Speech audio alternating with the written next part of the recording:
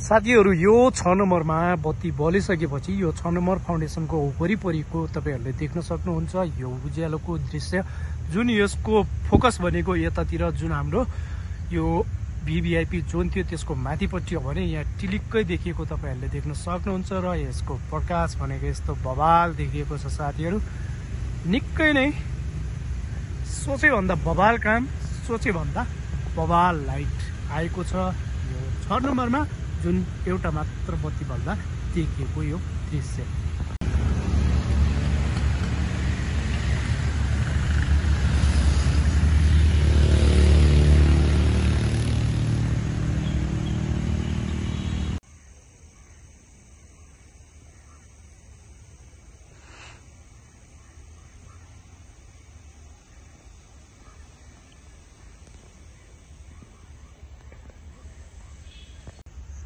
दर्शकबिन यस्तै भिडियो र नयाँ अपडेटको लागि सम्पूर्ण साथीहरूले भिडियोलाई लाइक शेयर र कमेन्ट गर्न नबिर्सिनु होला।